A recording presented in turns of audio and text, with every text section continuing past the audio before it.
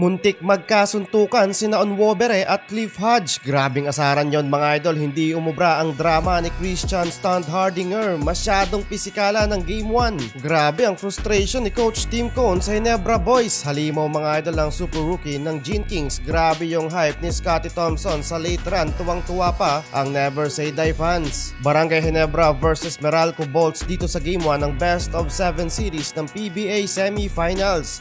Tabla mga idol sa dos ang talaan sa scoring. Quick pass mga idol from Chris Newsome and easy layup mula kay Banquero. While early 4 straight points naman mga idol ang pinakol ni Christian Standhardinger. In transition, Japit Aguilar to put back 2 points sa basket. Pero mukhang may konting twist sa ankle mga idol. Napaka-intense ng laban dahil parehong dikit at tumatabla ang talaan sa scoring. Bumubuhat mga idol sa Gene Kings si Sistan. Impressive tong play na to mga idol, spin move at hindi umubra sa big man.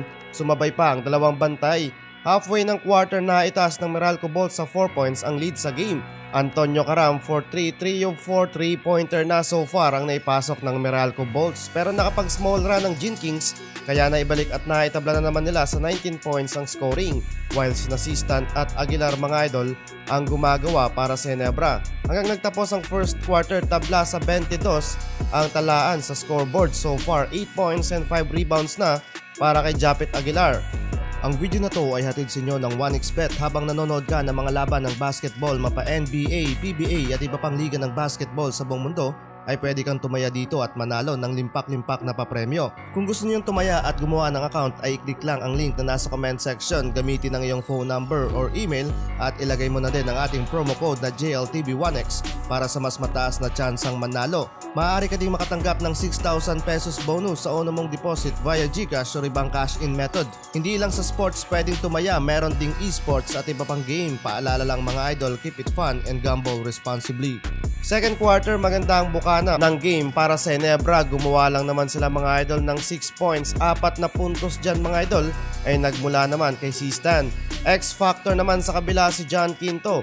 Nag-counter ng 3-pointer para may baba sa 3 points ang lead ng Ginebra. Pero kinain mga idol ni Almazan ang low post at pumuntos ng 2 points para may tabla sa 29 ang scoring. Pero second quarter pa lang mga idol, sinungkit niya ang mukha ni Onwobere. Medyo delay nga lang yung pagkainda pero nagresulta ng pangalawang personal foul para kay Almazan. Maya-maya mga idol, muntik magkasuntukan si Onwobere at Cliff Hodge. Nagsimula mga idol ang gulo nang mabox out ni Onwobere, talsik si Cliff Hodge at agad nagkapalitan mga idol ng maanghang na salita. Suntukan na lang daw mga idol.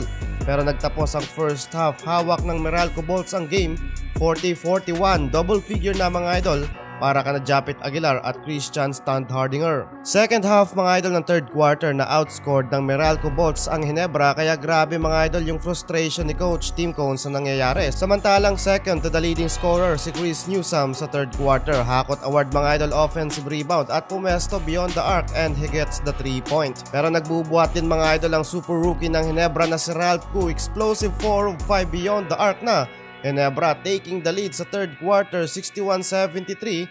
Pinahype ni Scottie Thompson bago matapos ang third quarter. Fourth quarter mga idol, late run ang Meralco Bolts, 4 points play to cut the lead from 5 points. Buwis-buhay pa mga idol si Chris Newsome sa game, converted to 2 points made di Banquero. Pero sayang yun mga idol dahil ang game 1 ay mapupunta sa Ginebra.